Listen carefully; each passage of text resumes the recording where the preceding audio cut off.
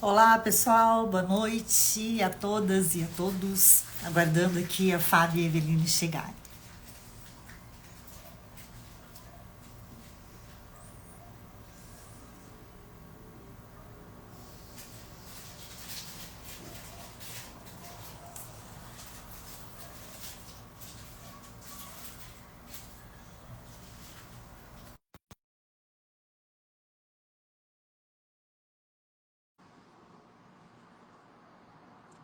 Oi, Su.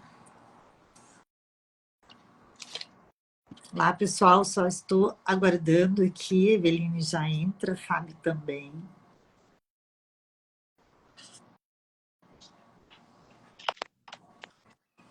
Olá, Oi, Fábio. tudo bem, irmã? Me ouve? Te ouço. Tá bom. Vamos só esperar que a Eveline já deve estar entrando. Ela me mandou mensagem. Então, ela já deve estar chegando por aqui. Oi?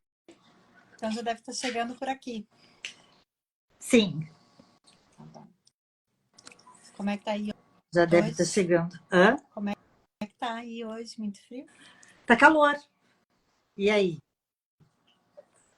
Aqui tá mais ou menos. Ai, senhor. Tem que ficar quente, eu tô indo, né? E o céu tá azul? Não, sol entre nuvens. Também não choveu. Já é Mas uma coisa. bom, que essa época do ano chove muito.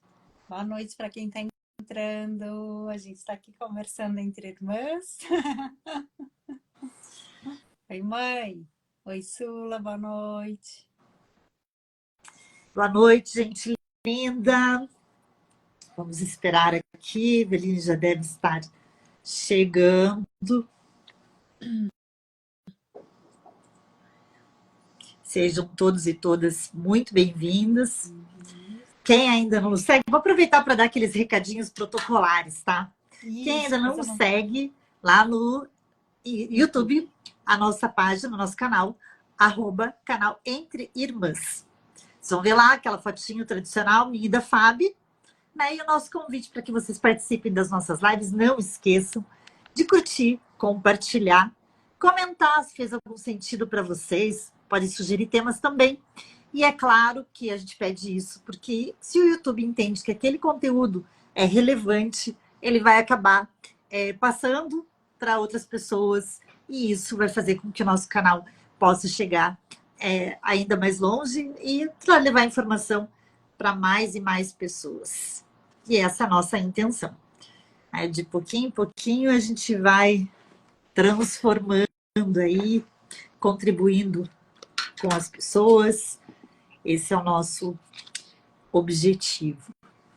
De levar mais informações para mais pessoas. Pois é que... Informações de qualidade, né? Oi? Informações de qualidade, conteúdo de qualidade, que posso falar assim, quando a gente comete alguma gafe aqui ao vivo, a gente faz uma reparação aí, né? Então, a gente sempre estuda e busca trazer conteúdos aí de qualidade para todo mundo. Esse é o nosso objetivo. Exatamente. E também lembrando, pessoal, que a gente vai ter um curto recesso depois do Entre Irmãs, né, que vai ser lá na semana do Natal e do Ano Novo, e aí retornaremos em janeiro. Mas antes disso, a gente também vai fechar o nosso ano com um especial de Natal, com 2 convidados muito especiais que estarão aqui com a gente, e com um tema bem para a gente ter uma retrospectiva de tudo que foi, e também terminar, fechar o ano com esperança de que as coisas possam ser melhores.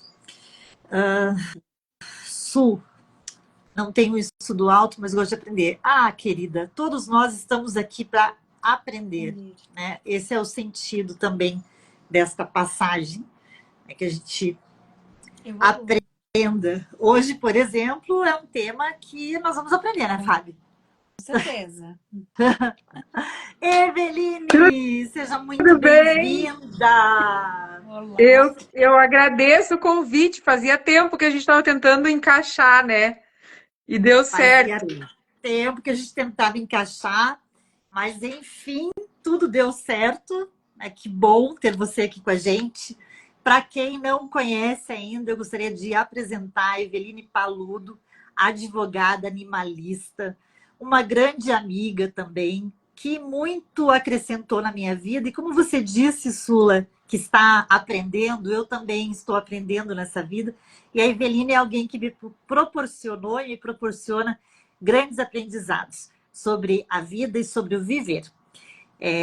Ela é vegana, obviamente ainda não cheguei nessa evolução, mas ela já mudou algumas coisas na minha rotina alimentar. E só por isso eu já sou grata. O meu modo de olhar para a comida é diferente hoje, graças a Eveline. Ainda, como eu disse, ainda tenho muito que evoluir, mas o fato é que ela me ensinou de um jeito que eu acho que é o melhor jeito da gente aprender, que é com o exemplo.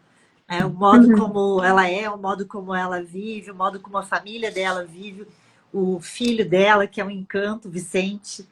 E a Eveline também ficou muito conhecida, nacionalmente conhecida, porque ela virou a chave aí na jurisprudência do nosso país. Eu costumo falar para os nossos alunos que quem faz a jurisprudência somos nós. E a Eveline é um exemplo disso, porque batalhou e criou, enfim, um precedente, né? Mudou um paradigma e o TJ do Paraná foi, então, o pioneiro numa ação em que o titular dessa ação era um animal, não humano, como ela costuma dizer. Então, sem mais delongas, eu gostaria de te dar as boas-vindas, Eveline, e vou passar desde logo a palavra para você. Eu e a Fábio vamos ficar mais hoje te questionando, porque realmente é um tema que nem eu nem ela temos afinidade, né? A gente não trabalha com isso, mas é um tema que eu tenho certeza que vai interessar a todos aqui, que a gente vai ter uma noite de muito aprendizado com você. Vou te passar a palavra, já abrindo a nossa live com uma pergunta que diz respeito ao tema da nossa live. Animais e o seu direito enquanto consumidor. Conta para mim, o que significa isso? Ah, que legal. Bom, primeiro eu fico super feliz de saber que as minhas provocações vão causando mudanças por aí nos meus amigos, né? Se tem algo que me deixa feliz é isso, eu perceber que essas conversas, essas provocações, essas reflexões acabam atingindo um objetivo do lado de lá, né? Com o amigo com quem eu compartilhei isso. Então já fico super feliz. E muito feliz de poder vir aqui falar com vocês sobre isso, porque a gente parece que não convive com o direito do animal enquanto consumidor.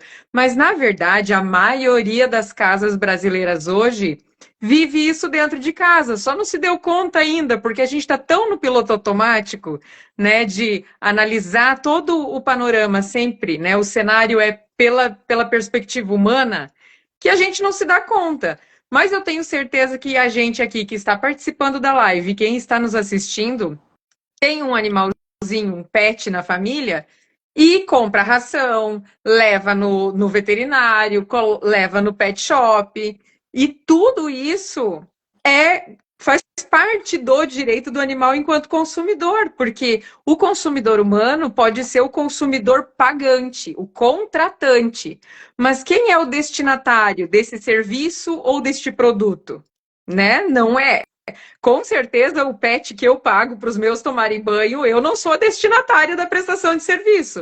Então, se tiver um problema na prestação de serviço, são dois consumidores lesados, o contratante e o destinatário final, né? Então, se eu tiver um problema no pet shop, se eu tiver um problema com a ração que eu comprei para eles comerem, ou com a guia que estourou e o cachorro fugiu, ou, enfim, na prestação de serviço médico veterinário, né? Nós sempre temos aí mais do que um consumidor lesado, né? Então, é importante a gente enxergar isso, que aquele outro animal, né? Não o animal humano, o outro animal que faz parte também desta relação, ele não está ali só como um objeto, né? Que, por exemplo, eu comprei uma cadeira e a cadeira deu um defeito e ela perdeu a qualidade. Não é isso, né? Ele é um consumidor, né? E a prestação de serviço era para ele. Então, se o pessoal no PET derrubou ele da mesa e ele se machucou, ele também é um consumidor que foi lesado.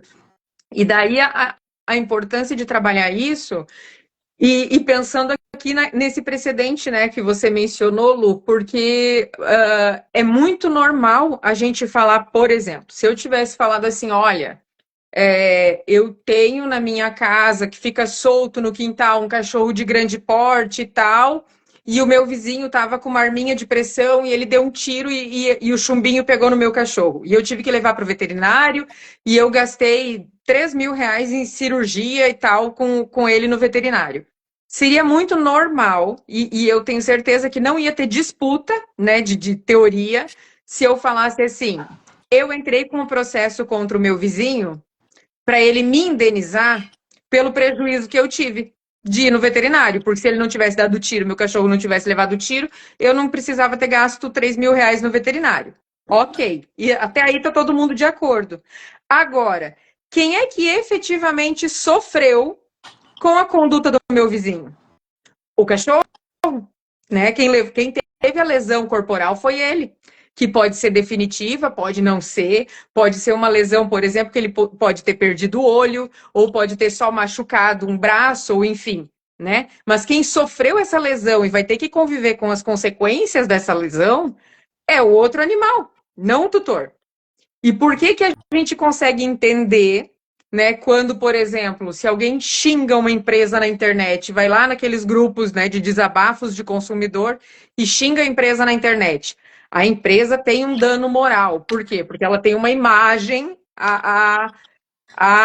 né, a cuidar em relação aos seus consumidores. E é uma criação jurídica, né? É uma ficção jurídica. A gente sabe que a empresa, o tijolo tá lá e ele nem chora. Pode xingar ele à vontade, que ele não dá nem bola. E por que eu não consigo imaginar que um outro animal, só porque ele não é da minha espécie, ele não tem direito a uma indenização por ter sofrido com as consequências de um ato da minha espécie, né? Me parece, assim, muito antropocêntrico, muito até cartesiano a gente pensar que não, se o vizinho der um tiro de espingardinha de pressão e pegar no meu pé, eu tenho indenização por danos morais, porque doeu e eu vou ficar mancando ali 3 semanas a fio. Mas se pegar na pata do meu cachorro, não, ele vai ficar mancando e o problema é todo dele. Ele sentiu, ele sofreu e o problema é dele, entendeu? Então, é essa provocação que a gente tem levado para o Poder Judiciário, né? De que o direito, ele pode até ser construído por animais humanos, mas ele regula a vida em sociedade. E o animal humano não vive sozinho em sociedade. Então, ele tem que regular todos os tipos de relações. E hoje em dia, a relação do ser humano com os outros animais, ela está cada vez mais frequente. Sejam animais dentro das nossas famílias multiespécie, né? Porque a gente viu aí que durante a pandemia, a gente teve um crescimento muito grande de famílias integrando outros animais dentro do núcleo familiar, seja nas nossas relações com outras espécies de animais silvestres, por exemplo, porque cada vez mais a nossa espécie está invadindo as fronteiras, né? Então, cada vez mais a gente está forçando eles a conviver conosco, né? Forçando eles a se adequarem ao nosso espaço, ao espaço que a gente invade e coloca fiação elétrica e derruba árvore, e assim a gente vai. Né? Então, assim, o direito ele tá aí para regular as relações em sociedade. E a sociedade não é formada só pela nossa espécie, graças a Deus. E o quanto isso não impacta diretamente, né? Quando você fala dos animais invadindo o espaço urbano. Né? Mas essa invasão é uma invasão porque, de certa forma, o espaço que era dele, natural, também que foi invadido. Antes. Exato. Né? E o quanto isso não impacta em toda a questão ambiental e, obviamente, diretamente na nossa vida. Né? Toda essa questão, uma coisa está interligada à outra. Exato. O que eu queria te perguntar... Eu acho que nessa questão até, Lu, da gente falar assim, do quanto a gente invade os territórios, né? Não é só o invadir o território de forma terrestre. sabe? Porque, por exemplo, assim, eu tenho aqui uma chácara e eu vou fazer uma obra. Aí o meu vizinho tem a chácara do lado e vai fazer na área dele. E o outro também tem e vai fazer na área dele. Mas a gente se preocupou em fazer um corredor ecológico entre essas áreas para possibilitar o trânsito das outras espécies, porque eles precisam transitar. Eles não podem ficar ilhados num canto da minha área e no canto oposto da área do outro e no canto oposto da área do outro, entende? Então, assim, o desenvolvimento, ele precisa conversar com a necessidade de proteção dos habitats, né? Porque eu preciso garantir a dignidade desses outros animais, eles precisam ter casa, né? E quando a gente fala em, por exemplo, desenvolvimento e o quanto a gente avança esses territórios, por exemplo, está muito na moda hoje em dia, prédios espelhados. A quantidade de aves que morre por conta dos prédios espelhados, porque elas não conseguem identificar reflexo. A gente sabe o que é um reflexo no espelho, eles não.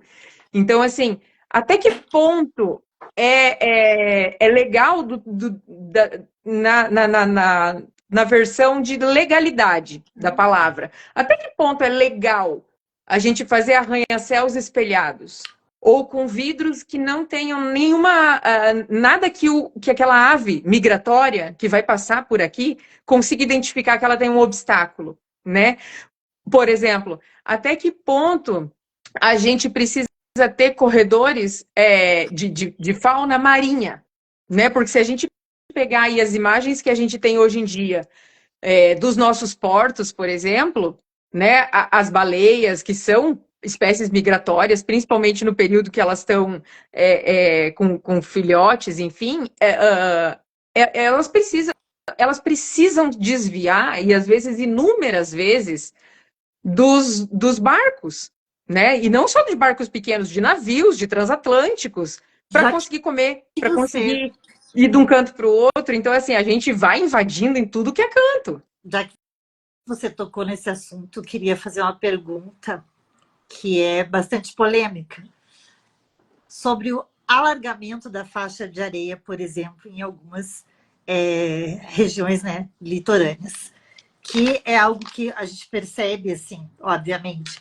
Eu não sou uma estudiosa da causa, mas obviamente que como ser humano que vive, né, nesse planeta, a gente pensa em todo no impacto ambiental, né? Quando você colocou essa questão dos arranha-céus espelhados, a primeira coisa que me veio à cabeça foi como que, da mesma forma que você, para construir um edifício, vai verificar se tem nascente, se aquilo compromete de alguma forma, impacta de alguma forma o ambiente, por que não pensar nessa outra questão? Porque tudo isso é impacto ambiental, né? Tudo isso Exatamente, reflete tudo isso é no impacto impacto ambiental. ambiental. E aí eu queria te perguntar, como a gente viu, né? Assim, a gente sabe, né, que Balneário Camboriú, por exemplo, vou dar nome aos bois, porque afinal de contas todo mundo sabe, está lá no jornal, nas revistas, na TV, em todo lugar. É um lugar, uma praia que é bastante frequentada, nós sabemos, em Santa Catarina, e que teve aquela faixa de areia alargada, e todo mundo comemorou e tudo mais, né? Que bom, agora podemos tomar sol, porque afinal de contas construíram os edifícios enormes, né, ali na Avenida Atlântica, e aí, obviamente, todo mundo ficou sem praia. Sim. Então, o objetivo era, né, não, nada de diminuir os edifícios, vamos continuar crescendo, vamos continuar, né, construindo alto, mas, em contrapartida, então, para que a gente possa usufruir das duas coisas, vamos dar uma largada aqui na faixa de areia. Né, cabe mais gente, vamos socar bastante gente aqui, né, vamos aumentar bastante os prédios, vamos vender bastante, vamos lucrar bastante. E aí? Conta para mim. Exatamente. Eu digo assim que o ser humano ele tem uma façanha, né? Ele cria o problema e daí para resolver o problema ele vai lá e cria mais um problema. E assim ele vai, né, se superando. Então, assim, é óbvio que essa praia, por exemplo, aqui no Brasil, é conhecida por. Ela não tem nem capacidade hídrica para a quantidade de pessoas que ela recebe no final de ano. Ela não suporta a quantidade de pessoas que ela recebe no período de maior movimento, né? E cada vez mais vão abrindo loteamentos e vão aumentando o número de prédios e o número de andares, e assim eles conseguiram fazer a praia ficar na sombra. Daí eles alargaram. Claro que foram feitos estudos, né? Porque até o que se espera é que nenhuma prefeitura vai liberar fazer uma obra sem ter um licenciamento ambiental. Mas teve muita, mas muita repercussão entre o pessoal que realmente busca a defesa, né, dos animais marinhos, que realmente analisa o impacto gerado por aquela obra, e muito, muito, muito pesquisador se manifestou contrário. Ainda assim foi feito. E eu vou te trazer um exemplo, e assim, foi feito, mas o oceano já está carregando areia de novo para dentro da água, né? Enfim, Mas tem não outras vai durar muito cidades tempo. Qual é o litorâneas em Santa problema? Catarina que estão seguindo o mesmo fluxo Que aí, estão né? seguindo o mesmo fluxo. E qual é o problema? A gente está tendo muitos animais que estão ficando presos naquela areia. Porque aquela areia agora vai até lá dentro. E aqueles animais, agora, eles estão ficando, eles estão passando por esses bancos de areia e eles estão ficando presos ali no banco de areia. Né? Então, assim, mas os peixes que a gente encontra hoje ali, a gente não encontrava há 5 anos atrás. Claro, há 5 anos atrás você ficava em outra margem, né? Você não entrava lá. Hoje em dia você entra. Por quê? Porque a gente tem areia até lá dentro. Né? Então, assim, a gente está tendo muito animal que está ficando preso nesses bancos de areia ali, em Balneário Camboriú. E eu vou dar um exemplo aqui do Paraná. No Paraná, a gente teve agora ali a revitalização de toda a orla do estado do Paraná. E num trecho específico ali de Matinhos me chamou a atenção, porque eu fui para lá em março agora de 2024, e ele tem um trecho da praia que é belíssimo, cheio de restinga. Então a gente tem o asfalto, a restinga, uma boa área de restinga, para depois vir a parte de areia, né? Da praia, enfim. E quando você vai, isso nos bairros mais afastados do centro da cidade, quando você vai em direção ao centro da cidade, principalmente se você passar depois das 10 horas da noite, quando o mar já subiu, a areia está entrando lá nas casas. Por quê? Porque o mar está levando, porque tiveram a infeliz ideia de tirar a área de restinga desse pedaço. Então, assim, tudo é importante que o ser humano consiga botar o pé no chão e entender que tudo na natureza tem uma função. A restinga não é mato. A restinga, ela tem uma função para estar ali. Né? Eu E até aí a ia te gente vai. perguntar se isso não tinha, se não tem uma previsão na lei ambiental em relação à preservação de restinga. Exatamente, e tanto tem que o Ministério Público daí no Paraná acabou entrando com uma ação, né?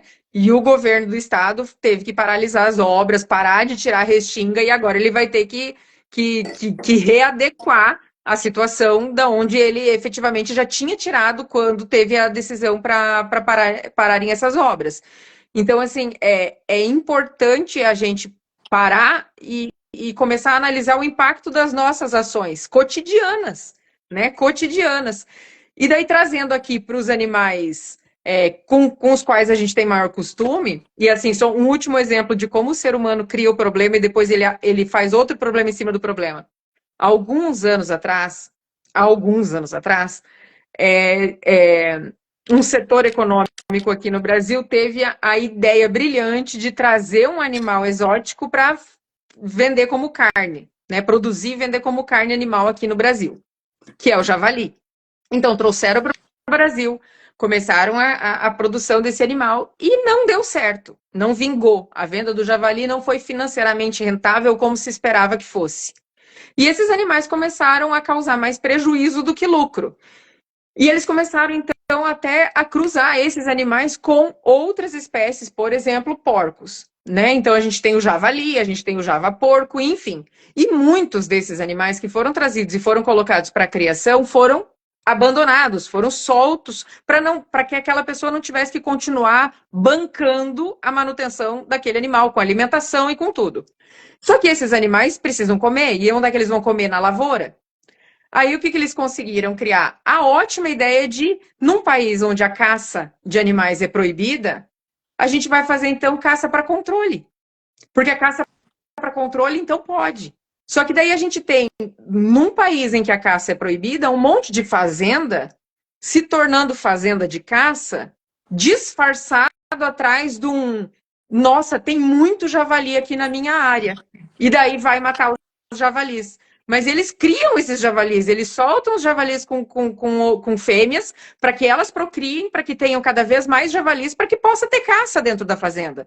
Então, assim, a gente não pode tampar o sol com a peneira. Tem muita coisa errada acontecendo numa pseudo-legalidade. Aqui no Rio Grande do Sul, por exemplo, a gente teve notícia ontem ou hoje sobre a proibição da caça do javali, justamente porque estavam se levantando uma dessas situações. Em Cascavel, nós temos fazendas assim, né, que promovem a criação desse animal para poder depois chamar os amigos para caçar esse animal. Então, sabe, é necessário que o ser humano bote um freio, né? E agora, assim, num assunto bem mais tranquilo, em relação aos nossos pets, a gente tem aí o pet, o cachorro, o gato e outros tantos, né? Porque pet é um animal de estimação, e a estima pode ser por qualquer animal, né? Então tem menos silvestre, porque silvestre não é animal para ter dentro de casa. Mas a gente pode ter um animal de estimação que seja um cachorro, um coelho, um gato, enfim. E esses animais são consumidores cotidianos de inúmeros serviços e produtos, né?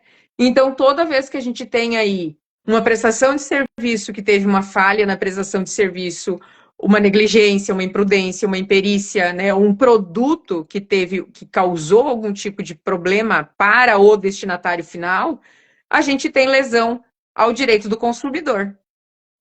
Deixa eu te perguntar, Eveline. Primeiro, queria assim, te dizer muito prazer, que bom, obrigada por você ter aceitado aí o convite da Lu para participar hoje aqui com a gente e trazer um tema tão necessário, né? Essa conscientização do ambiente, né? Do país como um todo, de entender que a natureza somos nós, né? Exatamente. O mal para ela é mal para a gente, ele vai voltar para a gente, em algum momento ele vai voltar. Então, essa conscientização é tão necessária e, apesar de parecer meio clichê, né? O quanto precisa ainda ser muito falado e o quanto não é respeitado, infelizmente. Mas que bom que tem advogadas como você que lutam muito por essa causa, viu? Parabéns pelo teu trabalho. Mas eu quero entrar dos pets. Eu quero entrar num ponto que já foi bastante falado e que eu não tenho muito conhecimento. Eu sou psicóloga, eu trabalho com pessoas individualmente, trabalho com casais e algumas vezes com famílias. E aí eu quero colocar assim, em caso de separação, de divórcio, como que funciona a guarda de um animal de estimação, de um pet? Como funciona? A gente não tem ainda na legislação uma legislação federal específica, artigos específicos tratando disso. Mas a gente tem aí, perante o STJ, por exemplo, já tem uns bons 10 anos, pelo menos, que esse assunto vem sendo debatido e vem sendo apresentado ao STJ. Então, assim, a gente tem em decisões, tanto nas comarcas iniciais, né, quanto em tribunais de justiça e no próprio STJ, decisões em que os animais não pertencem, como antigamente, à parte dos bens a serem partilhados, né? Que antigamente a gente, na hora de fazer uma separação, por exemplo, a gente nem analisava se a família tinha ou não tinha animais de estimação, eles não entravam. Hoje em dia, sim, hoje em dia, esse animal de estimação é um indivíduo vulnerável que era tutelado pelo ex-casal. E assim como outros indivíduos vulneráveis da família, que podem ser desde uma criança, um idoso, um comatoso, ou qualquer outra pessoa vulnerável que tenha essa dependência, tanto emocional quanto econômica, né, dos tutores, ele precisa ser considerado na hora de uma separação. Porque alguém desse ex-casal vai ficar responsável pela guarda desse animal, mas o outro não se exime de responsabilidade, porque esse animal tem um custo de manutenção, assim como qualquer outro indivíduo que é tutelado pelo casal. Então, a gente vai ter custo de medicamento, vacina, alimentação, pet shop, e tudo isso precisa ser considerado, né? Claro que tem casais que já chegam no escritório quando vão falar sobre a separação, o divórcio, enfim, e eles já chegam com isso conversado e definido. E tem casais que hoje em dia ainda não entenderam que eles podem tratar isso dentro do processo de separação e que isso, inclusive, pode ser tratado quando a gente vai fazer, quando eles não têm filhos humanos menores, quando a gente vai fazer tudo por escritura pública. E pode, precisa e deve ficar documentado. Porque hoje em dia, por exemplo, está se separando o casal e está tudo muito bem resolvido. Amanhã depois, alguém mudou de ideia e decidiu que não quer mais ajudar com o custeio daquele animal que era um animal tutelado pelos dois, e pronto, aí se começa todo um processo judicial para buscar essa determinação, né? Que é sim possível para quem, durante a separação, não sabia que podia deixar isso regulamentado e não regulamentou, é possível buscar o judiciário posteriormente, demonstrar todos esses vínculos, né, todas essas dependências e capacidades, né, tanto as necessidades daquele animal tutelado, quanto a capacidade dos tutores, né, é possível buscar posteriormente, mas toda vez que a gente consegue já deixar isso organizado, é muito melhor. E aí, a minha preocupação de sempre comentar isso com colegas que não atuam na minha área, porque costumeiramente eu acabo recebendo clientes, né, que já passaram pela advocacia tradicional de família para falar sobre separação, resolveram a parte dos humanos e ficou uma parte para trás para ser resolvida posteriormente. Então, é importante a gente pulverizar essa informação para que os colegas já coloquem isso dentro do trabalho deles a ser prestado para a família, né? E a questão também que tem o direito de visita, né? Não é só a questão dos gastos, mas tem... Exatamente. Porque eu tive um cliente que, quando me procurou para ver a questão do divórcio, foi muito engraçado até, porque, né, vários bens em comum e tal, e por incrível que pareça, nos dias atuais pode ser estranho, mas eles eram casados no regime de comunhão universal de bens. E aí ele falou assim para mim, olha, eu não me importo com os bens materiais. A única coisa que eu preciso que você me assegure é que eu tenho o direito de conviver com a cachorrinha. É só isso que eu quero. Isso para mim é o mais importante. Tipo, eles não tiveram um casal que não teve filhos e tudo mais. Então ele falou assim, porque, né, tipo, tô com ela desde que ela nasceu, a cachorrinha e tal, e aí você vai ali no processo para discutir guarda, né, regulamentação de guarda e direito de visita por conta de um pet. Exatamente. Que eu acho que hoje tem sido mais comum. Eu até fui pesquisar em razão desse processo, né? Acabei pesquisando jurisprudência. Acho que você me mandou algum material também na época, né, que eu acho que procurei. E é legal, porque a gente... Não era comum a gente antes, tem... né? Hoje que as não pessoas era trazem comum. essa demanda. Exatamente. Mas eu acho que até a expressão não era comum, né? Que hoje em dia, né, para quem trabalha na área e, por exemplo, quem faz alguma pesquisa para algum caso específico, como te aconteceu, Lu, você se depara com a expressão família multiespécie. Mas isso, há 10 anos atrás, você não lia isso em lugar nenhum. Não. Né? Isso não era nem falado, não era nem uma possibilidade, né? E, na verdade, as famílias eram muito julgadas se elas tivessem uma pretensão nesse sentido, né? Mas hoje em dia, porque não. o animal também, em tempos não tão distantes assim, mas era visto como coisa, né? Exatamente. Então, assim, a gente tinha uma interpretação muito equivocada, e eu digo isso porque... eu acho, né? Eu coloco boa parte dessa interpretação equivocada pela falta de disseminação do avanço do conhecimento científico sobre as capacidades dos animais, né? Hoje em dia, a gente está em 2024, terminando 2024, e se eu for ler comentários de Instagram todo dia eu vou ver alguém colocando algum comentário ou algum post que fala que os outros animais são irracionais. Mesmo que a pessoa vai falar elogiando, colocando, por exemplo, assim, quem é o irracional aqui? Né? Do tipo assim, o meu cachorro não é irracional. Mas, gente, a ciência já provou há muito tempo que os animais não são irracionais, né? Que eles raciocinam, que eles têm consciência, que eles fazem planejamento, que eles utilizam ferramentas, que eles se organizam politicamente. E não estou falando aqui só de primatas, né? Porque a gente às vezes pensa que tudo isso a ciência provou em relação a primatas. Não, a ciência provou isso em relação a vaca, a corvo, a porco, galinha, cachorro, gato, cavalo, né? Inúmeros animais. A ciência já demonstrou que eles têm várias capacidades que até bem pouco tempo atrás a gente acreditava que eram capacidades exclusivas da espécie humana, né? Que inclusive nos tornavam diferentes dos outros animais, né? Que nos tiravam da natureza.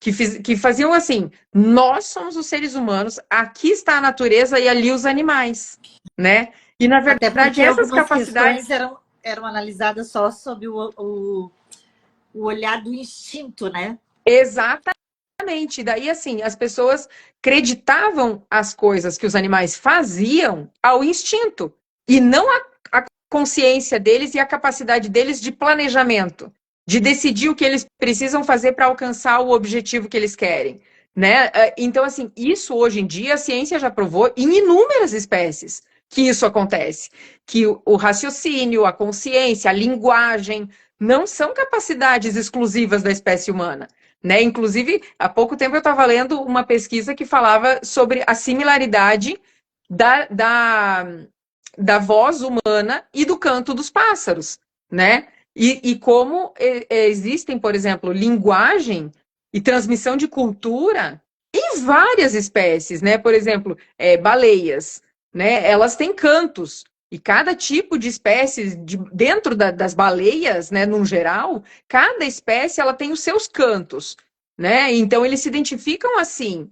E esse canto é passado de um para o outro. Então a gente tem uma transferência de cultura aqui, né? Então, assim, e são várias coisas que não se falava isso em relação aos outros animais. A gente achava que os outros animais viviam assim na base do reflexo, né? Se faz alguma coisa boa, ele gosta, se faz uma coisa ruim, ele não gosta, e assim que é. E não, né? Eu brinco muito que a nossa política, política de política mesmo, que a gente vê lá em Brasília, a política humana é muito espelhada na política dos chimpanzés. Sabe, assim, se você pegar para estudar sobre como funciona a política dos chimpanzés, é muito igual. Tem até um exemplo caricato que eu sempre comento, né? Que os chimpanzés, quando eles estão querendo derrubar o líder, né, para tomar a liderança do grupo, a primeira coisa que eles começam a fazer é pegar os bebês no colo, porque eles têm que agradar as mães, né? As matriarcas. Então, assim, qual é a primeira coisa que um político faz quando ele chega no comício? Ele pega uma criança no colo. Né? Então, assim, tem esses exemplos caricatos, mas eles, antes deles fazerem uma tomada do poder, por exemplo, ser eleito um novo líder, ele vai buscando apoios, né? Tem um pesquisador que ele sempre fala que nenhum ato de catação, né, que é aquele ato de um chimpanzé ficar catando nas costas do outro, né, que eles ficam se coçando, enfim, nenhum ato de catação é inocente. Todo ato de catação tem um objetivo. E nenhum ato do ser humano é inocente. Todo ato do ser humano tem um objetivo também. Né? A nossa forma de viver em sociedade é muito semelhante à forma como os outros animais também vivem. A gente é que se acostumou a não olhar para os outros animais e reconhecer neles o que a gente faz. Né? E a gente acha que daí o que a gente faz é um negócio muito fora da curva. E não é. A gente faz uma coisa que as outras espécies também fazem. A única coisa é que a gente fala na mesma linguagem e daí a gente se reconhece no outro, né?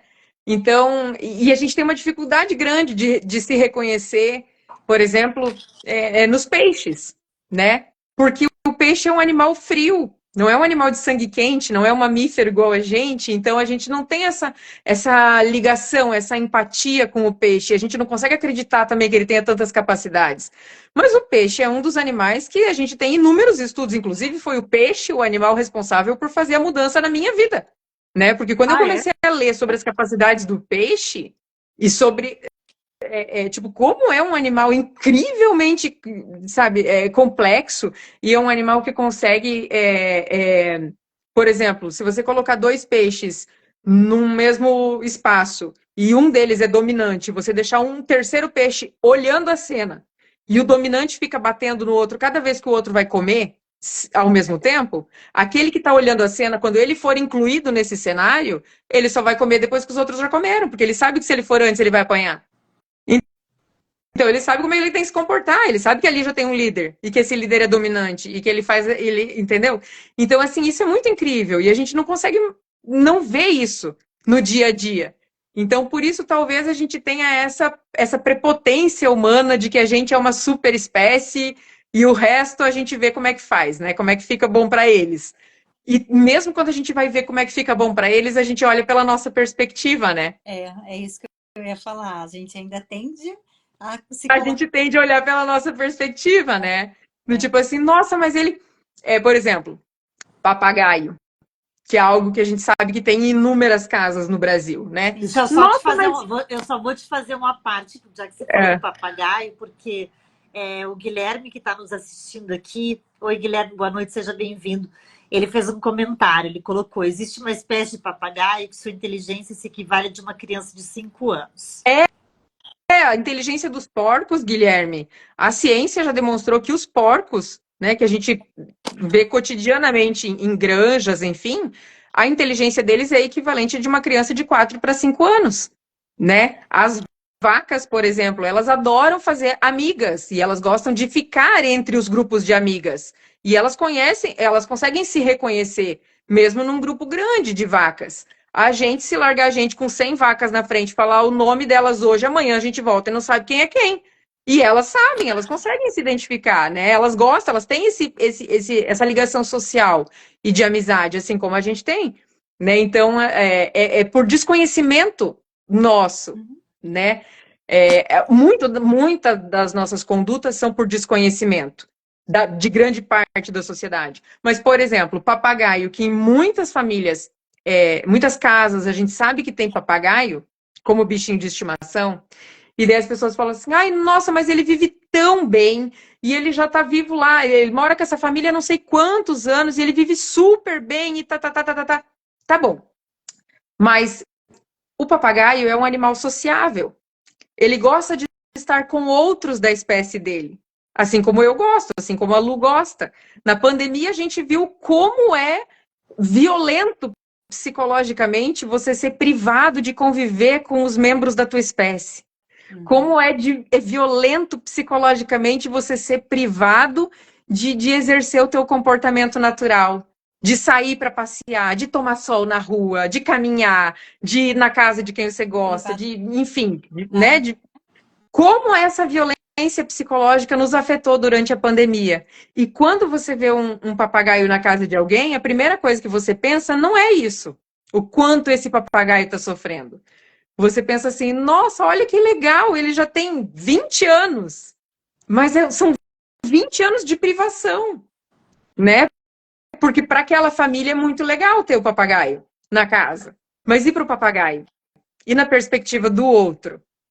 Né? Eu acho que essa é a reflexão que a gente precisa começar a se fazer daqui para frente, né? E quando aconteceu aqui, 2 anos atrás, eu acho aquela questão da capivara e do influencer e tal aqui no Brasil, que ele tinha uma capivara de estimação, né? E daí o pessoal fala, mas a capivara vive super bem e dorme na cama com ele, papapá. Tá, mas esse é o comportamento natural da espécie? Né? Mas a mãe dela morreu. Beleza, mas quando animais silvestres ficam órfãos, o ideal é que seja feito um trabalho de reinserção dele no grupo, porque outro do grupo vai receber esse animal.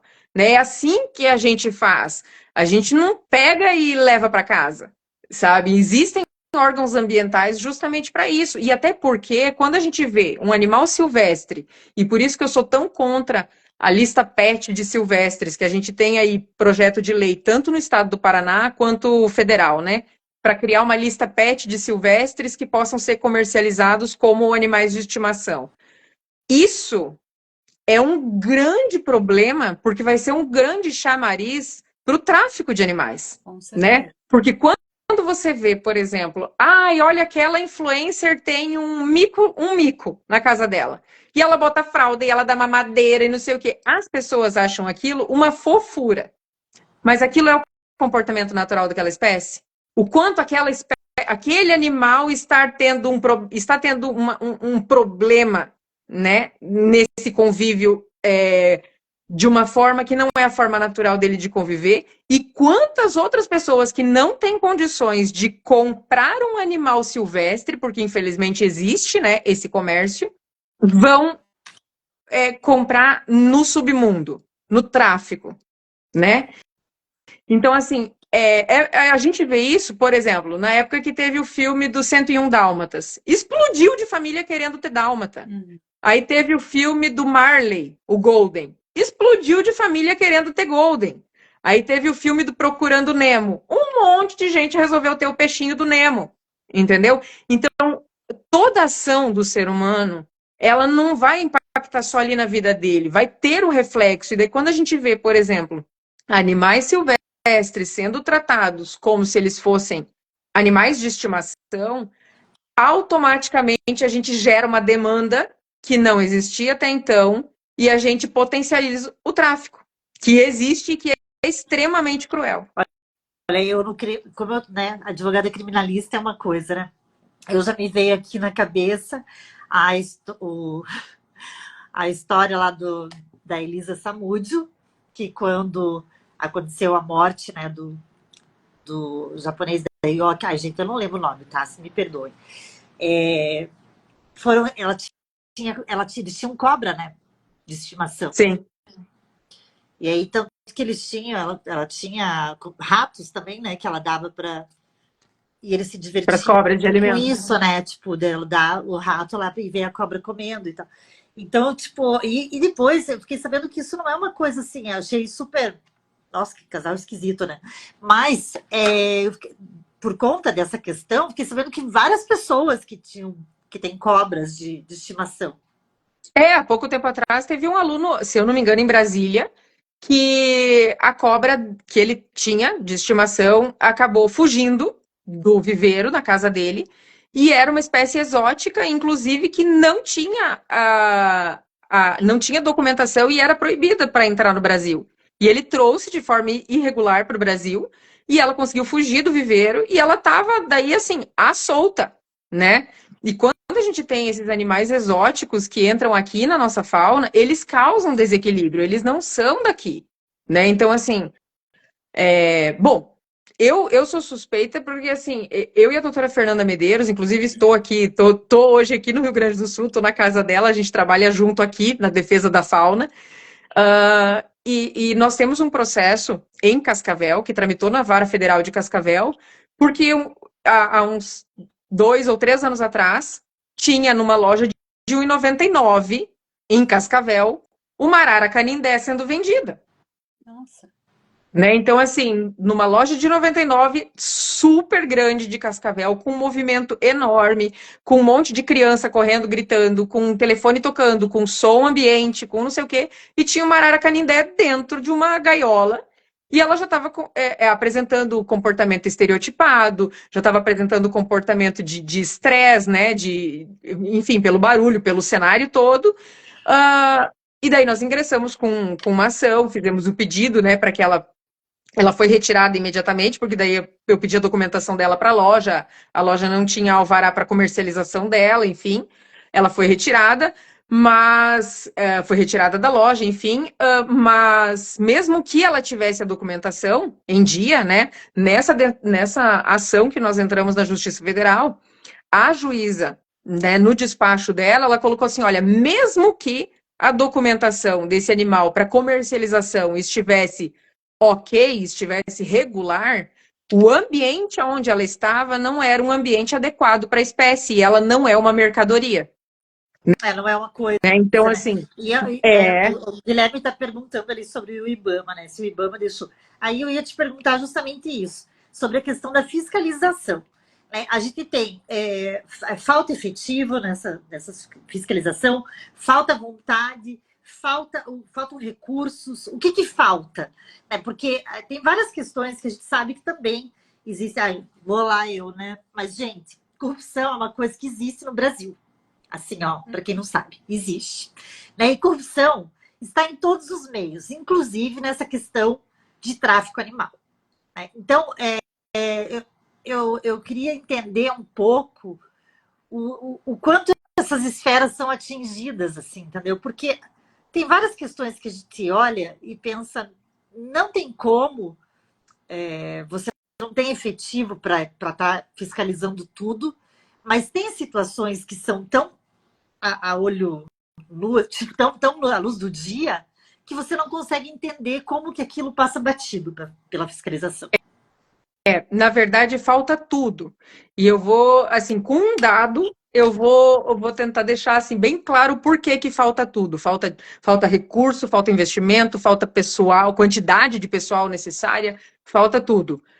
O tráfico de animais silvestres no Brasil, ele só tem uma receita menor dentro dos setores ilegais que movimentam dinheiro, ele só movimenta menos dinheiro do que o tráfico de drogas. Então, o tráfico de animais silvestres no Brasil movimenta bilhões em dinheiro. Então, é muita gente que ganha muito dinheiro com o tráfico de animais. As rotas geralmente são as mesmas rotas utilizadas pelo narcotráfico, pelo tráfico, né, internacional. Então, são setores entrelaçados, né? E aí a gente tem um país que, ao longo dos últimos anos, vem sofrendo um desmonte, né, na esfera ambiental, na fiscalização ambiental, no investimento, nos recursos, nas pessoas, enfim. Então, a gente tem uma dificuldade já existente de fazer essa fiscalização, e por isso até que os próprios representantes do IBAMA, do Instituto Água e Terra, quando foram ouvidos na audiência pública no Paraná, que teve em março, acho, desse ano, sobre o projeto de lei para comercialização de silvestres como PET, eles mesmos falaram, olha, os criadores regulares, os já regulamentados, a gente não consegue fiscalizar como deveria, e toda vez que a gente chega para fiscalizar, a gente encontra irregularidade. Imagina se vocês aumentarem a quantidade, esse comércio, né? A gente não tem capacidade de fiscalização. O que tem hoje em dia a gente já não consegue fazer. Imagina se vocês potencializarem esse comércio, essa quantidade de animais sendo criado para isso. Só que, ao mesmo tempo, você tem que pensar que a parte ilegal do tráfico já movimenta muito dinheiro.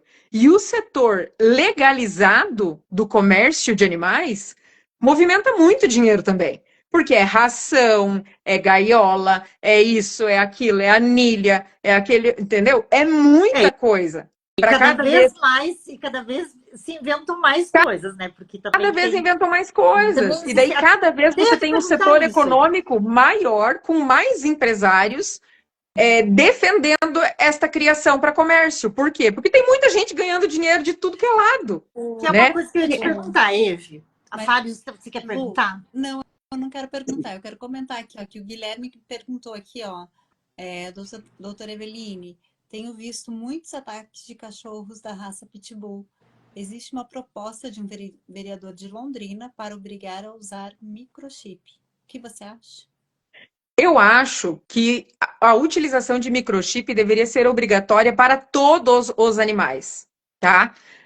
Sejam animais adotados, sejam animais comprados, porque infelizmente ainda tem muita gente que compra, né? Então, assim, independente do animal, adotado ou comprado, todos eles deveriam obrigatoriamente ter o microchip, indicando quem é o ser humano responsável por aquele animal. Quem é que tutela, qual é o telefone, qual é o endereço, até para que, quando acontece um ataque, ou quando acontece um abandono, ou aquele animal que a família deixa sair para dar voltinha e é atropelado, sabe? Todos esses cenários a gente consegue daí facilmente identificar o ser humano que precisa ser responsabilizado.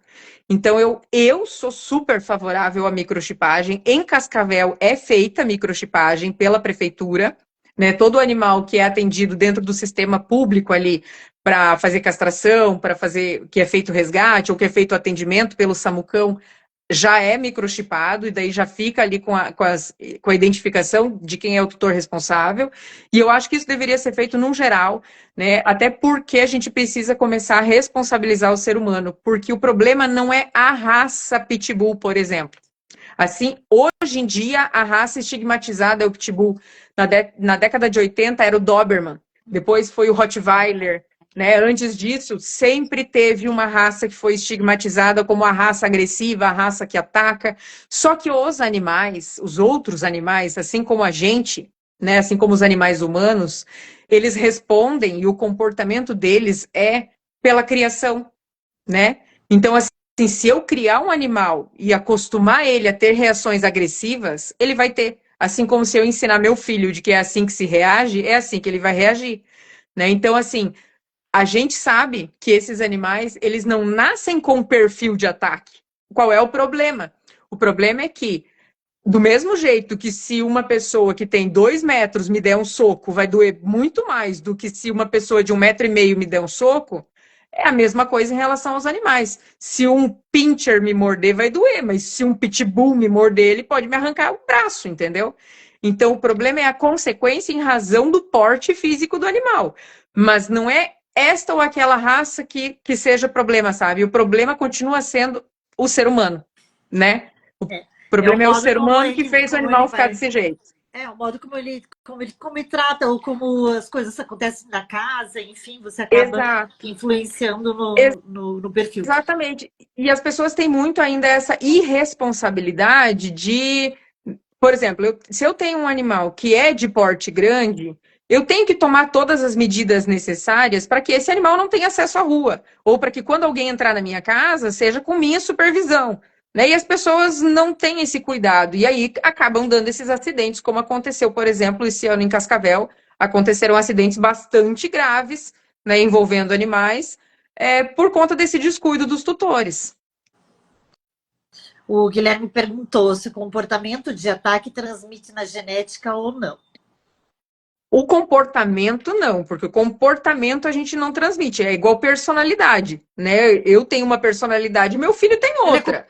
Agora, o copiado também, muitas vezes, ao condicionamento comportamento ali, né? o condicionamento a gente faz. Claro que as pessoas falam assim: "Ah, mas esta raça tem mais predisposição para fazer isso". Por quê?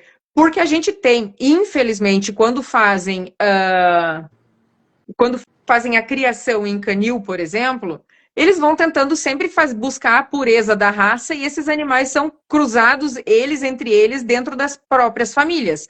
E aí a gente acaba potencializando, né, por exemplo, uma estrutura, né? O animal ele é maior, ou ele tem uma embocadura maior. Se toda vez eu cruzar esse animal com outro que é grande como ele, cada vez eu estou potencializando essa, Característica, esse, né? essa característica, né? Mas a personalidade não. Agora, o condicionamento é algo que o ser humano faz no animal, né? Eu brinco assim que eu tenho mais medo quando eu vou fazer. Eu tinha mais medo quando eu ia fazer resgate de resgatar um pincher nervoso, um poodle nervoso, do que você fazer resgate de um animal de grande porte, né? Porque a gente geralmente não dá muita bola para esses e esses pregam o dente na gente, né? Assim como os grandes, na maioria das vezes, eles não são agressivos, mas as pessoas têm receio pelo porte. Fábio, lê a pergunta da Cris ali. Você sabe que antes de ler a pergunta da Cris, ela me veio aí o comentário que ela fez. Eu lembro quando eu comecei a namorar o meu marido, ele tinha 2 labradores e um fox paulistinho. Quem é que não me atacou, mas que atacou diversas pessoas por trás? O que era o fox paulistinho, que era cego, pequenininho, e ele era o líder. O líder, ela, não era ele. Então, assim, o quanto, né? Muitas vezes a gente vai pelo porte, lógico, o labrador é mansinho, é tranquilo, né? Mas, olha, terrível, porque você olhava e falava, nossa, cega, não vai fazer nada que nada. Terrível. Tem É, que cuidar mesmo. Mas vou ler aqui a pergunta da Cris. eu comecei a criar um gato que tinha como habitat o condomínio que eu moro. A casa está à venda e eu estou com o coração partido em tirar o gato de lá. Por outro lado, tenho dó de deixar ele lá. É, Quando é gato, qual a melhor indicação? Ela perguntou. Isso. o gato é diferente você trocar gato de lugar do que cachorro, né? Porque o gato, mesmo quando ele está indo de mudança com a família, de uma casa para outra, de um apartamento para outro, ele sempre tem o ímpeto de tentar voltar para onde ele estava, né? Então a gente já tem uma diferença de logística aí diferente de gato e de cachorro, né? O gato vão dias até ele entender que agora aquele ali é o novo endereço dele. Neste caso, pelo que você está relatando, é um gato comunitário, porque ele é um gato que vive no condomínio e as pessoas do condomínio cuidam. O que eu recomendaria, o que eu faria, por exemplo, se eu estivesse no teu lugar, Cris, eu ia tentar analisar se o vínculo do gato é com o condomínio e com todo mundo que mora no condomínio, ou o vínculo do gato é contigo, né? Aonde que o gato busca esse suporte, né? Ele tem esse suporte, esse vínculo, ele se dá bem com outros moradores, ele vai na casa dos outros, né? Porque isso digo tanto de gato quanto de cachorro, né? Tem condomínios que tem cachorro comunitário e o cachorro vai na casa de um de manhã cedo, porque já sabe que aquele ali bota comida para ele de manhã, vai na casa do outro no período da tarde, porque as crianças estão brincando sempre no período da tarde. Então, assim, esse é um animal comunitário, ele convive ali com vários moradores. E tem aquele animal que não, que, tipo, por mais que tenham vários moradores, ele tem um vínculo específico com um morador, né? E aquele é o morador que é a referência de segurança, né, de família para aquele animal. Ela diz que é acostumada com eles. Não, é com nós. Mas mais com nosso cachorro e minha filha. Então. Vocês chegam e ele já vai para casa de vocês. Então, o vínculo deles não é com o condomínio. O vínculo dele é contigo, né? Então, nesse caso, se, claro, né, for da intenção da família adotar esse gato para levar ele morar junto, já que ele tem esse vínculo com a filha de vocês, com o cachorro de vocês, aí tem que fazer esse trabalho, né, de mudar para casa, ter lá a casa ou o apartamento para onde vocês vão, até ele entender que ele não pode voltar para o apartamento antigo, porque senão os gatos voltam, né? E a gente tem até um estudo, se eu não me engano, da Federal do Paraná, de uma aluna de medicina veterinária, ela fez um estudo sobre o comportamento noturno dos gatos, e os gatos que ficam soltos, né, que não moram em casas teladas ou apartamentos telados, eles chegam a andar 15, 16 quilômetros numa noite, né? Então, assim, é muito quilômetro e é muito risco para um animal ficar exposto, né, sendo que ele tem uma família. Então, essa família é responsável. Isso é uma coisa que geralmente as pessoas falam. Mas eu tenho cachorro e o cachorro estava no meu quintal e ele fugiu o portão afora e foi atropelado. Mas o cara que atropelou nem parou para ajudar. Tá bom. Mas assim, se eu tenho um cachorro que mora com a minha família, ele é membro da minha família, ele tem que estar dentro do meu quintal, né? Então, assim, se ele fugir, mesmo que não foi a minha intenção, mas se ele fugir e causar um acidente, eu sou responsável, inclusive pelos danos materiais do acidente que ele causar.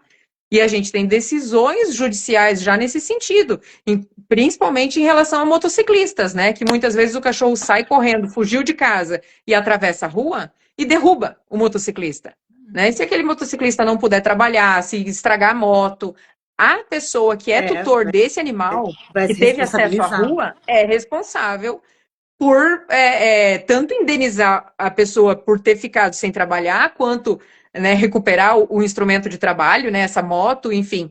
Então, é importante a gente pensar nos reflexos aí dessa responsabilidade. Digo isso porque tem muita gente que ainda tem aquele velho hábito de deixar o cachorro dar uma voltinha, né? Dá uma voltinha na rua, e daí nessa voltinha na rua ele causa um acidente, e daí o oficial de justiça vai bater na sua porta. O Guilherme fez um comentário aqui, ele colocou sobre que ele cria gado e quando fazem o cruzamento evitam touros pouco sociais ou agressivos, porque, segundo ele afirmou aqui que o comportamento agressivo se transmite.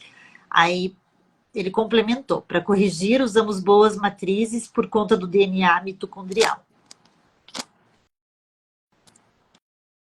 Mas é como os búfalos, né, Guilherme? Por exemplo, búfalos tradicionalmente são vistos como animais agressivos, né? Mas vou dar um exemplo de um santuário que eu sou advogada do Santuário Vale da Rainha. O Santuário Vale da Rainha tem búfalas, né, que moram no santuário já há bastante tempo, e são búfalas que convivem super bem com os outros animais, que a gente, né, consegue se aproximar sem elas serem agressivas. Claro que os outros animais respeitam elas. Por exemplo, é colocado comida, né, nos coxos, os outros animais estão comendo, bois, touros, eles estão comendo quando eles enxergam as búfalas, são 3 búfalas, que são as mais velhas, né? Chegando, todos eles saem do coxo para deixar elas comerem, né, por uma questão de hierarquia. Mas elas não são agressivas. E são animais que tradicionalmente são vistos como animais agressivos. Mas, claro, se você mantiver esse animal dentro de um sistema agressivo, a chance dele reagir dessa forma é muito maior. Potencializa uma característica aqui. Potencializa uma característica, exatamente. O quanto você fez essa comparação, né, com humanos e o quanto a gente já conversou, já trouxe esse assunto aqui falando de humanos, né, Lu? Que querendo ou não, quando o ambiente reforça, né, se sobressai, que já é fácil para esse ser humano. E é a mesma coisa entre os demais animais. Né? Exatamente. E a gente tem que pensar assim também, quando a gente está, depende do cenário em que você está, né? Por exemplo, quando a gente está falando de criação de animais, né? Por exemplo, vamos pegar o exemplo de búfalas aqui, né? Uma fazenda que cria búfalas, por exemplo, para o laticínio, né? Para a extração do leite desses animais, ela cria esses animais uma vida toda de violência, seja violência física, seja violência psicológica, porque não existe nenhuma búfala, nenhuma vaca que dá leite. Elas produzem leite porque são fêmeas mamíferas, assim como eu, você, a Lu. Então, assim, ela precisa estar em constante lactação, e para ela estar em constante lactação, ela está em constante gestação. Só que cada vez que ela pare um filho, ela tem esse filho tirado dela, né? Então, assim, é uma violência física, porque esse animal, ela sofre uma violência sexual constante, né? Porque nenhuma delas quis engravidar, né? Nenhuma delas foi procurar por instinto, não é isso, não é disso que a gente está falando. Na maior parte das vezes, são animais que são inseminados, então a gente tem uma ação externa humana inseminando uma fêmea, né? Então a gente tem aqui uma violência sexual com esse animal, que tem uma gestação mantida, fruto dessa violência, e quando esse animal nasce, quando esse filho, fruto dessa violência, nasce, a gente tem mais uma violência, tanto com ela quanto com o filho. Porque o filho é tirado dela, o leite que ela produziu para ele, não é ele quem consome. Se for um filho macho, ele fica para morrer de fome, ou ele é colocado para ser produzido carne de vitela, quando for no caso dos bovinos, por exemplo, que também é uma vida de muito sofrimento. Para que um bovino tenha carne branca, ele tem que ficar 12 a 14 meses sendo mantido a leite sem movimentação. E daí, com 14 meses, ele é morto. Então, assim, é uma vida de extremo sofrimento. E aquela mãe que gestou, né? E a gente aqui, como mãe mamífera, a gente sabe que a gente sente aquele ser gerando dentro do nosso corpo, né? Do nosso ventre. Aí aquela mãe que gestou aquele animal, ela vê o animal nascer e ser retirado dela. Então, aí a gente tem mais uma violência, sabe? Então, assim, o nosso sistema, né, social, a gente se acostumou com essas violências, a ponto da gente não enxergar essa violência e não enxergar os produtos desta violência na gôndola do supermercado. Mas a gente precisa voltar a pensar assim, isso aqui é um produto ou é um pedaço de alguém, né? Esse leite, é normal uma espécie consumir leite de outra espécie? Biologicamente isso é normal? Ou isso foi o que o setor econômico inseriu para a gente como sendo algo normal a ser feito, como sendo bom para a gente ser feito, né? Quando falam, por exemplo, as vacas leiteiras que têm melhoramento genético para produzir mais. Vocês já olharam, assim, olhando com um olhar crítico as matérias do Globo Rural no domingo de manhã, é desesperador. Se você olhar com um olhar crítico, se você olhar pelo ponto de vista, a gente, enquanto mulher fêmea mamífera, a gente olhar as matérias que eles falam sobre produção de leite e melhoramento genético para a produção do leite, né? As mamas delas estão explodindo, estão latejando. Muitas delas têm o leite tirado, tem aquelas máquinas de sucção de leite colocadas e elas estão com mastite. Quem já foi mãe sabe o quanto dói ter mastite, o quanto dói ter uma rachadura no bico do peito. Imagina você ter uma rachadura no bico do peito e uma máquina colocada e te sugando, né? Então, assim, se você tem matérias no Globo Rural que falam sobre algumas formas de você identificar por que o leite, às vezes, você retira o leite e o leite está azedo.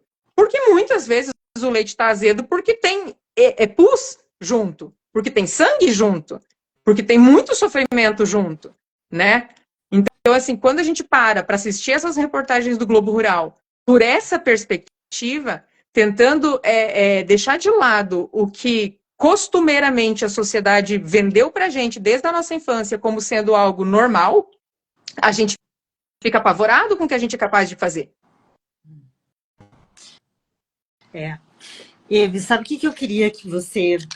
A gente já passou aqui do nosso horário, mas eu não queria terminar. Bom, tem algumas perguntas que eu queria ter feito, eu anotei aqui, e que eu acho que são bem importantes em relação até aos direitos, que é a questão... Sim, Guilherme, a Eveline é vegana, que é em relação ao direito de viagem aérea, e que a gente teve até alguns casos que foram bem tristes, né, que acabou chegando na mídia em relação a esse transporte, ao cuidado, etc.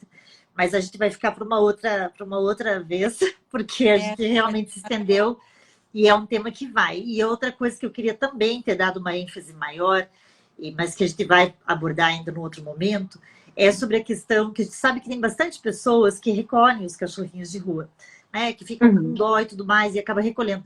E você falou de Cascavel, né? Eu não sei aqui em Curitiba, até vou me informar, mas talvez você também tenha essa informação.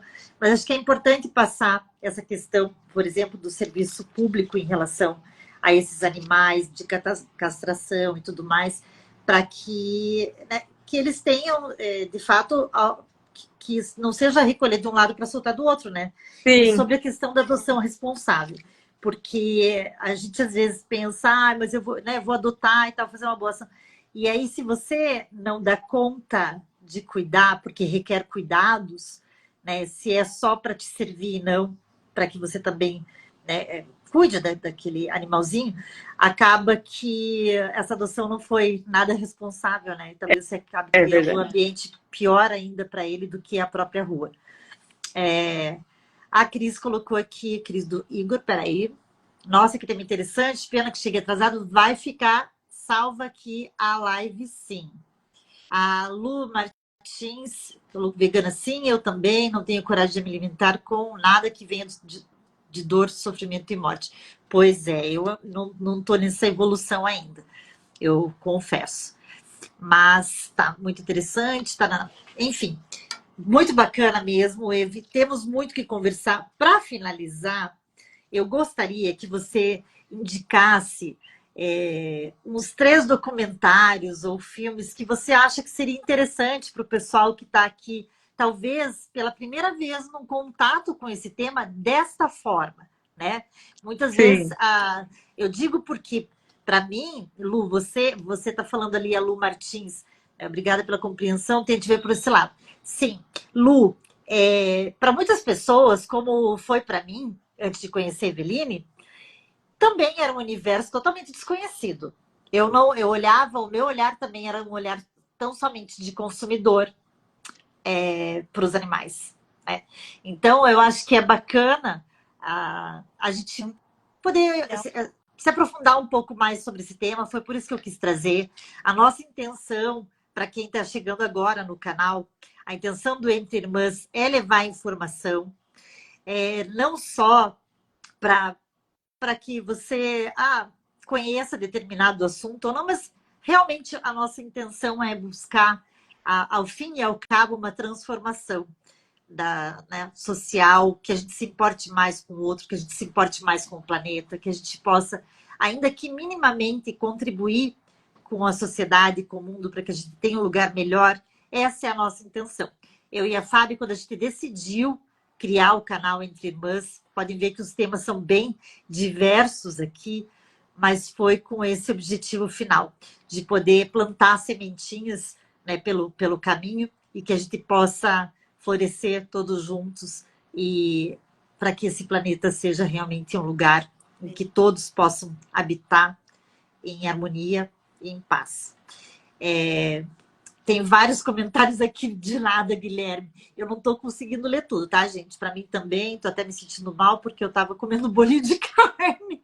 Então, Cris, assim que mas a gente pode às vezes começar devagar. A Eveline me ensinou, e foi durante a pandemia, inclusive, né, a ter um dia na semana livre de carne. E aí você vai se doutrinando, vai aprendendo, porque é um aprendizado mesmo. E como a Eveline colocou, é uma coisa que a gente aprendeu desde criança. É difícil largar um hábito, porque ele acaba se tornando um vício. É verdade. E é um vício Mas de comportamento. É importante a gente estar aberto a pensar, né? A pensar, por exemplo, às vezes até no que isso vestuário, né? Por exemplo, e assim pensar que isso tudo é uma opção, né? Você tem a opção de fazer ou não. Claro que toda vez que a gente cria um hábito, é mais difícil a gente desfazer esse hábito. Mas isso é possível, né? Assim como a gente tem hábitos ruins que a gente tira da nossa vida, tem hábitos bons que a gente coloca, e é tudo uma questão de adaptação, né? De querer fazer isso. Lu, tu me perguntou sobre vídeos, enfim, né? Tem algumas dicas aí, Netflix, enfim. Exato. Tem um vídeo na Netflix que eu acho muito interessante, porque ele não é um documentário, né? Tem inúmeros documentários incríveis na Netflix, né?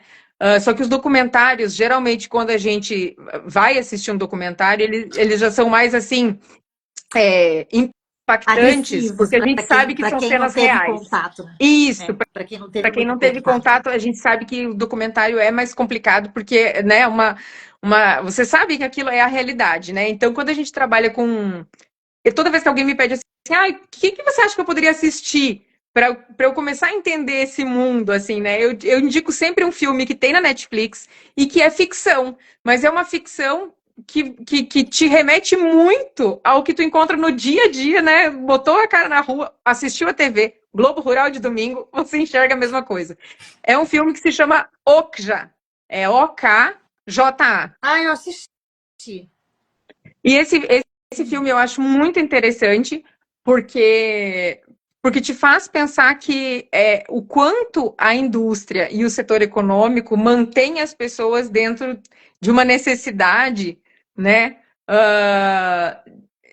Porque é um setor econômico. Ele é feito para isso, né? Ele é feito para isso. As pessoas falam assim, mas se a gente não precisasse do leite da vaca, por que a gente tomaria, né? Eu digo, olha, a gente não precisa, mas tem um setor econômico que ganha dinheiro com isso, então a gente tem um setor econômico que potencializa a narrativa de que é necessário para o ser humano o consumo do leite de vaca. E a gente sabe que desde que o mundo é mundo, tem um monte de gente que não consome, não consegue consumir por outros motivos. Muito antes de pensar em veganismo, a pessoa às vezes não consumia o leite de vaca porque se sentia mal. Né? Hoje em dia, eu tenho amigos que falam assim, eu tenho intolerância ao leite de vaca. Eu digo, mas claro, tu não é bezerro, né, criatura? Aquele leite não foi produzido pra gente, então é lógico que você tem intolerância ao leite da vaca. Né? Ele é produzido para um animal de 400 quilos e não para um animal de 60, 70, 80. Então é uma bomba no nosso organismo, né? Então, assim, só que hoje em dia a gente sabe que tem remédios já e tudo mais, enfim. Mas tem um filme... um documentário que é muito, muito legal, que se chama Dieta de Gladiadores, né? Que tira a Lu acabou de indicar ali. Já anotei aqui. Indicou esse, então esse é ótimo. Aí, para quem já assistiu esses, por exemplo, tem um documentário que se chama... Que esse eu acho que daí só vai encontrar no YouTube, que se chama Carne e Osso, que fala sobre o setor econômico, sobre as vítimas humanas e não humanas deste mesmo setor econômico, porque isso é importante a gente pensar também, né? Qual é o setor econômico no Brasil que tem o maior índice de denúncias de trabalho análogo à escravidão e de trabalho infantil, né? Então, a gente tem que pensar que tudo é uma replicação. A gente tem um setor econômico que vive à base de violência. Uhum. E a gente projeta violência em outros corpos também, né? Não só nos corpos não humanos. Então, o setor econômico no Brasil hoje, que tem o maior índice de trabalho escravo, de trabalho infantil, é o mesmo setor econômico que tem o maior índice de violência contra não humanos, né? Então, qual é o setor econômico que eu quero financiar com o meu dinheiro quando eu vou no mercado? Eu quero financiar o pequeno agricultor. Eu quero financiar o feirante, né? Eu quero financiar o cara que planta a comida o que é comida, né? O que é comida, né? Então, assim, isso é muito importante. E daí a gente vê inúmeros documentários nesse sentido na Netflix, por exemplo, que te colocam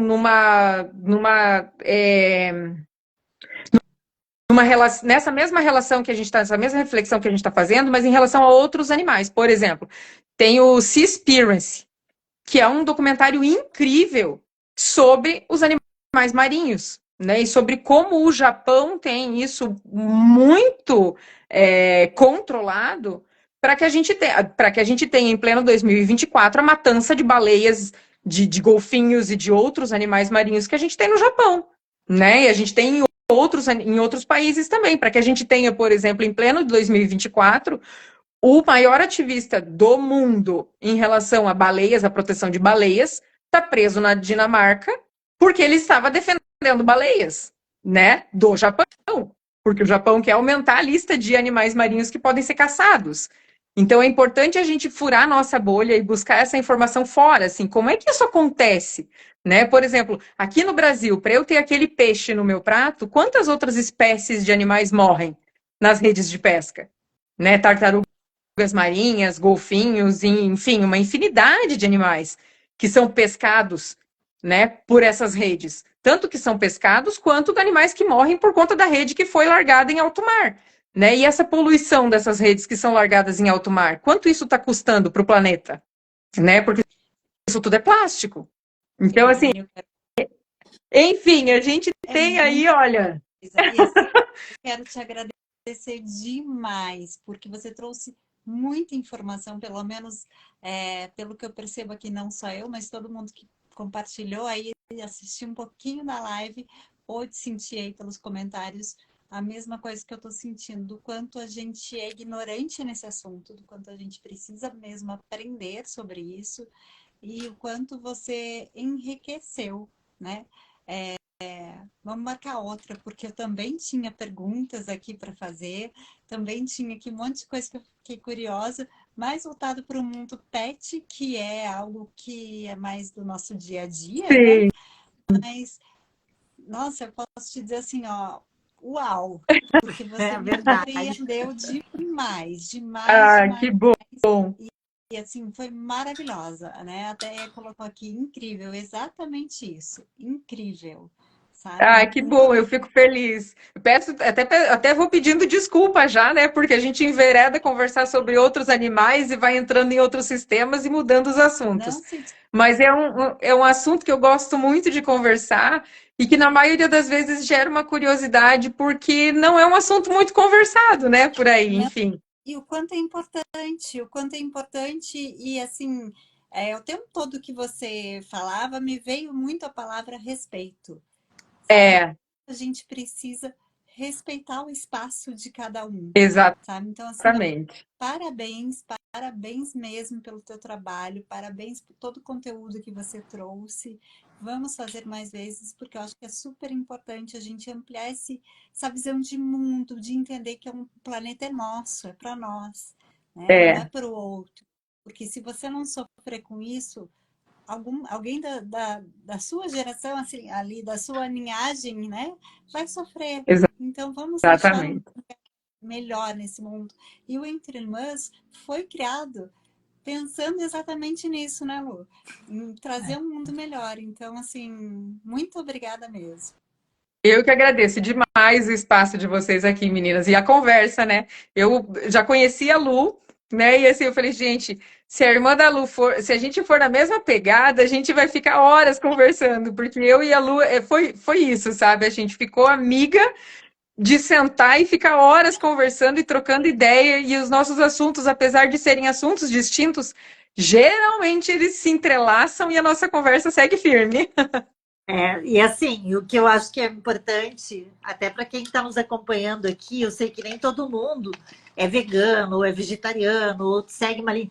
Gente, a Eveline, ela não é assim, ela não vai estar aqui para julgar, não é esse o papel dela no mundo.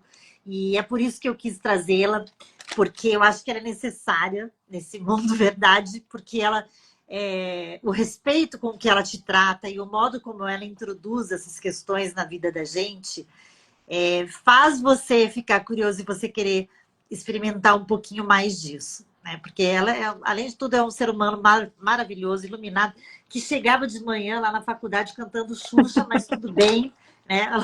Porque era assim que ela chegava para dar aula. Eu quero agradecer a todo mundo que ficou aqui com a gente até agora. Se vocês ainda não nos seguem, não esqueçam, vão lá no YouTube. Né? Nosso canal é Canal Entre Irmãs. Toda terça-feira, às 8 da noite, a gente traz algum tema que a gente possa discutir, não, debater, dialogar, que aprender, né, como foi o tema de hoje, né, em que eu e a Fábio estamos aqui muito mais na condição de aprendizes. Só queria dar um recadinho aqui, eu não sei o nome aqui, não sei se é Cris Souza, se é KR Souza. Ela colocou que sente falta de psíquicos que compreendam veganos e protetores de animais. Então, Fabiana, não quero fazer propaganda, mas a Fábio, minha irmã, é psicóloga. Enfim, gente, sejam muito bem-vindos. E, Eve, você vai ter que voltar, né? O pessoal gostou bastante. É um tema que realmente traz muitas dúvidas. Gente, a gente abre, semanalmente eu abro uma caixinha livre ali para perguntas, para sugestão de temas. Então, fique muito à vontade para perguntar, para mandar sugestões de temas. Se tiver perguntas para a Eveline, também vocês podem ir lá seguir o canal dela, quem ainda não segue, vão aprender muito, porque todos os dias ela posta bastante conteúdo e eu tenho certeza que vai ser transformador. E depois vocês comentam aqui, vai ficar gravada essa live. Comentem aqui depois, se assistirem aos documentários que ela indicou, ao filme, o que vocês acharam, o que mudou, o que impactou, enfim. Vamos conversar aqui com a gente e juntos a gente pode fazer esse mundo ir se transformando aos poucos. Acho que isso é o que é mais importante. Não é mesmo? É isso. É isso aí. Então, gente, muito obrigada. Obrigada mais uma vez, Evi. Ó, tá viajando e eu te incomodando, mas muito obrigada por abrir espaço na tua agenda pra gente também. Beijo muito grande para vocês, gente. Obrigada. Até Beijo, a gente. próxima terça-feira. Até. É.